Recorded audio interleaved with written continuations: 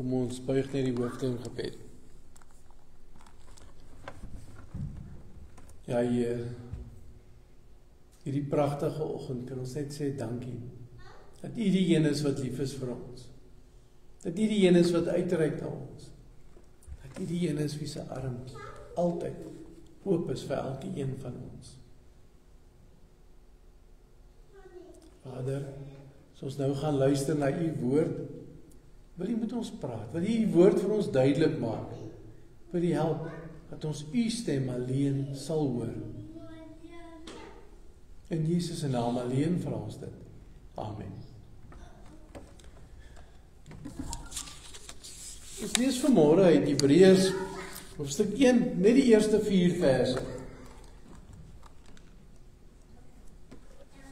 In die ou tyd het God baie keer en op baie maniere met ons voorvaders gepraat deur die profete. Maar in hierdie eindtyd het hy met ons gepraat deur sy seun. Hom het hy aangestel as erfgenaam van alle dinge, en deur hom het hy ook die wêreld geskep. Hy is die uitstraling van God se heerlikheid en die ewebeeld van sy wese. Hy hou alles in stand deur sy magtige woord, en nadat hy die reiniging van sondes bewerk het, het hy gaan sit aan die regterhand van die majesteit in die hoogtes. Hy is hoog bo die engele verhef, net soos hy 'n naam geërf het, wat uitnemender as hulle sin is. Ons lees net tot sover, net hierdie paar verse. Kommunikasie, gesprek met mekaar, is 'n ding wat nogal, as dit 'n gebrek is daaraan, dan kry ons baie moeilikheid. Dan kry ons probleme in verhoudings, ons kry oorloë soos ons die hele wêreld vol sien, of ons kry mense wat net dink, maar my woord is al wat tel, niemand anders tersinne nie. En baie van ons, die meeste van ons, wil ook graag hoor hoe God met ons praat. En daar is allerlei maniere wat ons kan probeer God se stem hoor. Soms sien ons dit in die natuur. Maar kom ons wees nou maar eerlik. Ons sien God, ons erken eintlik dat God daar teenwoordig is. Maar ons hoor hom nie praat in die natuur nie. Ons sien God dalk in 'n pragtige blom of 'n pragtige toneel. Maar ons hoor nie sy stem nie. Dit wat ons toeken aan God is omdat ons hom liefhet, is omdat ons erken dat hy die skepper van alles is, en ons dank hom vir die mooi goed wat ons sien en die mooi wat na ons toe kom. As ons God se stem wil hoor, as ons werklik wil kommunikeer met God, dan sê Hebreërs vir ons, dan moet ons na die Bybel toe gaan. In die ou tyd het God baie keer en op baie maniere met ons voorvaders gepraat deur die profete. Ons ken daai verhale in die Ou Testament, van Moses hier by die brandende bos, van Abraham wat God se stem gehoor het. Ons ken die verhale van die profete, van hulle God se stem gehoor het en die stem gebring het, of God se woord gebring het. En vandag is ons baie, baie gelukkig dat God nie net individueel met sommige mense praat nie, maar elke een wat glo in Jesus Christus. In ons woon hy deur sy Heilige Gees. En soos Johannes 16 sê, en wil hy ons nou in die volle waarheid lei. So God wil individueel met elkeen van ons praat, maar ook gesamentlik moet almal van ons praat. Nou in die Ou Testament het hierdie kommunikasie van God, hierdie God se woord, nie altyd die gewenste uitwerking gehad nie. Jesus self sê vir ons in Lukas 11 en nog 'n klomp ander plekke, dat in die ou tyd is die profete doodgemaak. As hulle gekom het met 'n woord van God af wat bietjie ongemaklik was, wat die koning nie van gehou het nie, dan was dit letterlik af met sy kop. Soos wat ook met Johannes die Doper gebeur het. Toe hy vir Herodes aanspreek, toe sit af met sy kop. So, dis 'n gevaarlike ding, om God se woord te kry, te hoor, en dit te wil oordra. Maar, nou kom die Hebreërs skrywer en herinner ons, dat in hierdie eindtyd, in hierdie eindtyd, het God met ons gepraat, deur sy seun. So na al die, ek kan maar seker sê probeerslae, maar na al die probeerslae om Israel en God se volk te kry om te luister, om te hoor hoe God se hart is, en waar hulle dit verwerp het, keer op keer op keer. Ja, na Dawid is daar eintlik net 2 van die konings van Israel, waarvan Josua 1 is, waarvan gesê word, dat hulle die Here gevolg. Die res het nie die Here gevolg. Die res, en dit sluit maar Salomo in, het ander gode aanbid. So, hulle het nie geluister na wat God gesê het. En nou kom God en hy sê, hy stuur sy eie seun. In hierdie eindtyd, kom praat hy nou met ons, deur sy seun. Nou, julle weet al, ek het al gesê dat in die Nuwe Testament die briewe wat so gestuur is deur Paulus en so aan, was bedoel gewees om gelees te word op 'n Sondagoggend. Nou hierdie boek van die Hebreërs skrywer is eintlik 'n preek wat neergeskryf is. Dit is nie 'n brief soos wat Paulus se briewe is nie, en ons weet ook nie eens wie dit geskryf het nie, maar dit is 'n lang preek. Maar hy begin die preek om vir die mense wat luister te laat hoor, hier moet ons aandag gee, soos wat hoofstuk 2 sê. Hier moet ons soveel te meer aandag gee aan wat ons gehoor het, sodat ons nie wegdryf nie. Want dis nou die woord van God self af. Dis God self wat met ons kom praat het in Jesus Christus. Nou dit is die agtergrond, dis wat die Hebreërs skrywer vir ons wil sê. En as ons nou vandag dink aan wat alles rondom ons gebeur.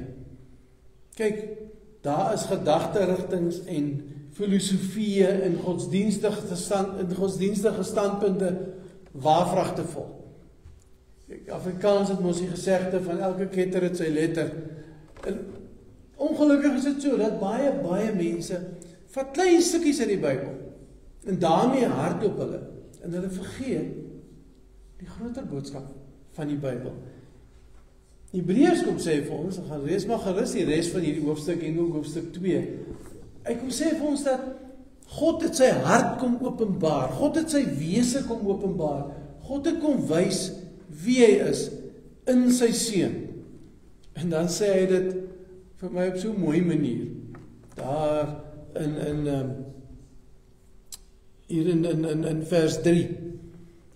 Dat Jesus is die uitstraling van God se heerlikheid. The Son is the radiance of God's glory. Ek en jy word geroep om iets te wys van God se koninkryk. Maar die beste wat ons kan doen, is om soos 'n spieël God se heerlikheid te weerkaats in hierdie wêreld in. Jesus het dit nie nodig gehad nie.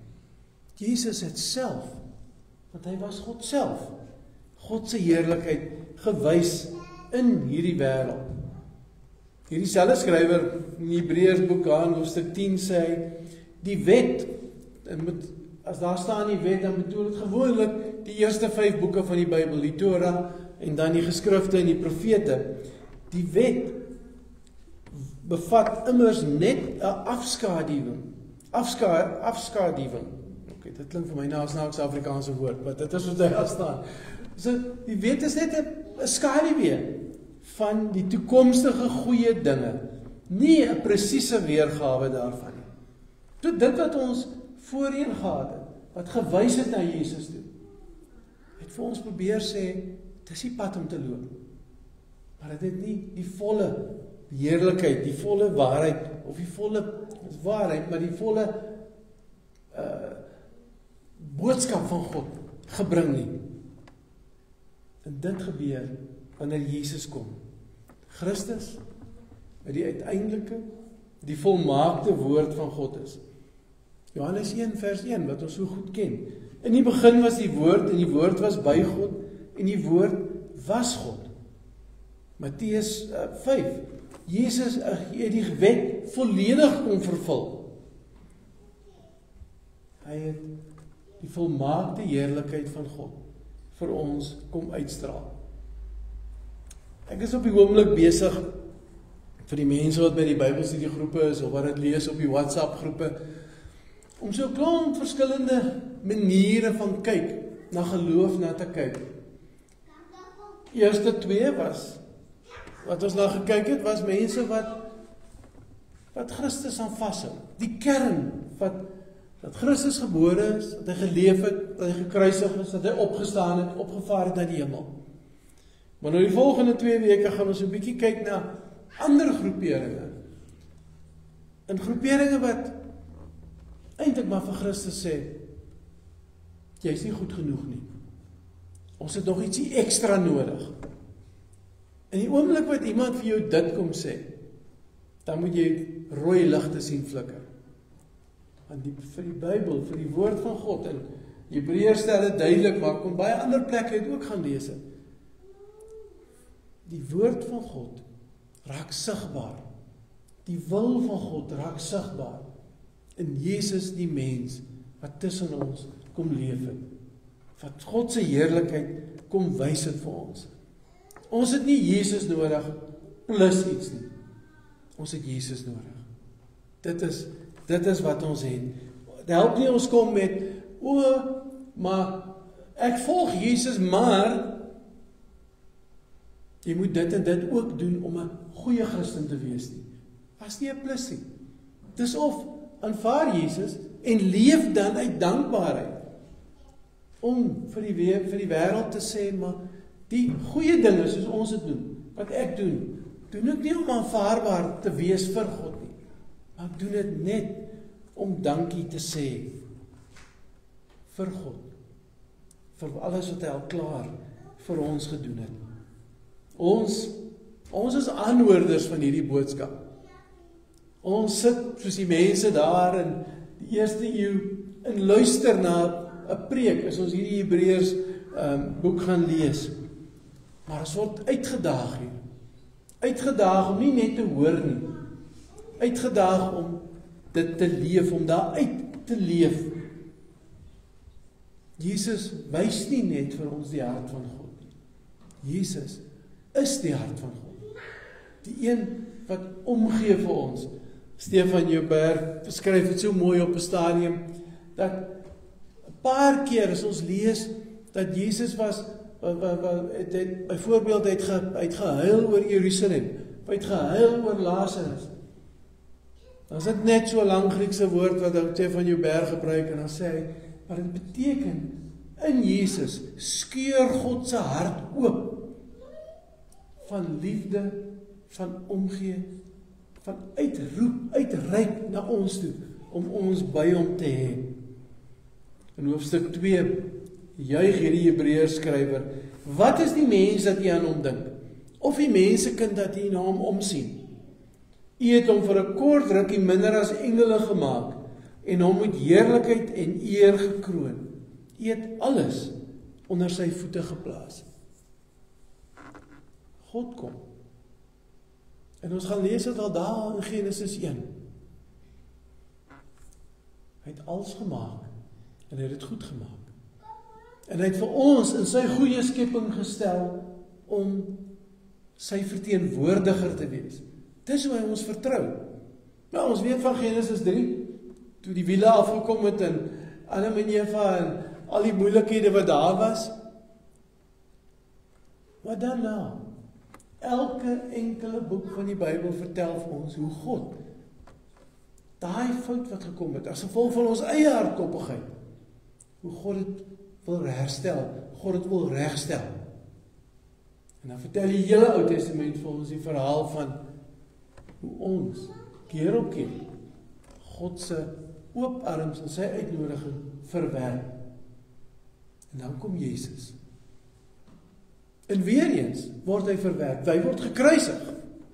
En weer kom God en sê, maar ek gee nie op met julle nie. Hy staan op.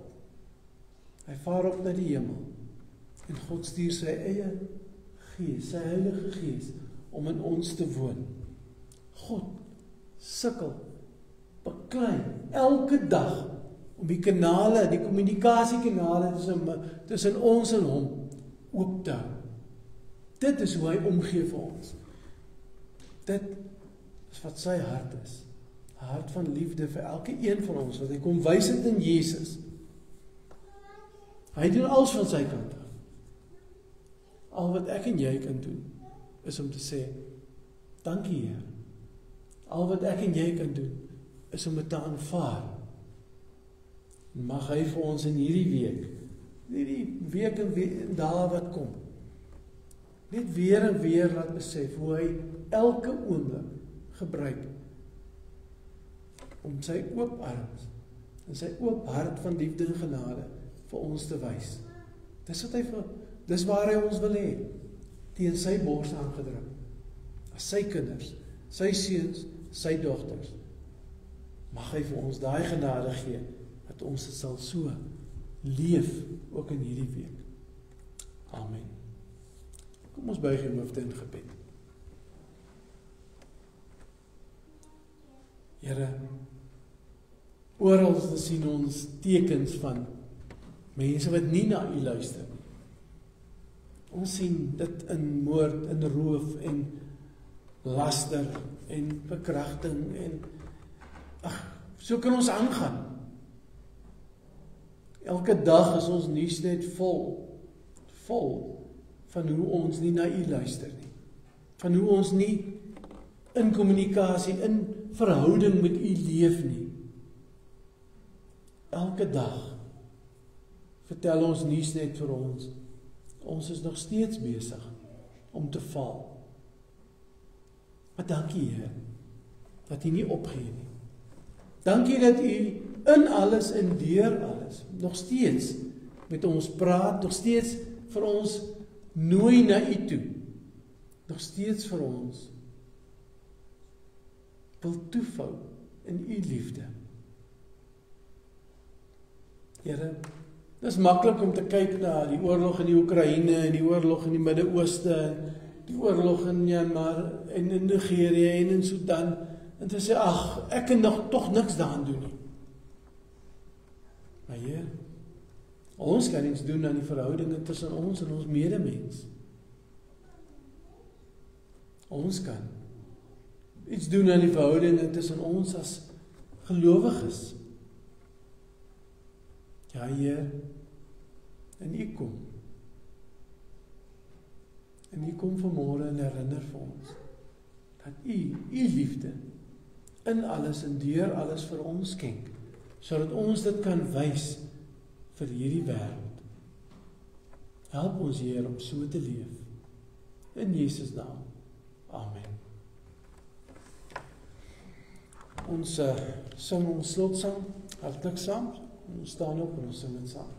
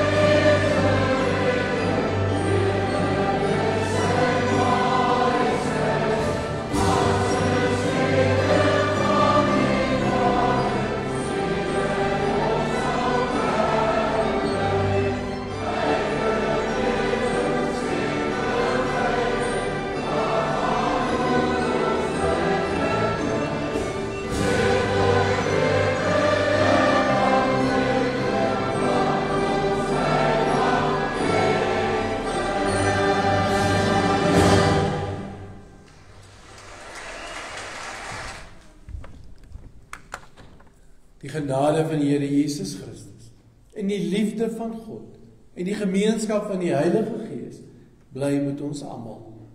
May the grace of the Lord Jesus Christ and the love of God and the fellowship of the Holy Spirit be with us all. Amen.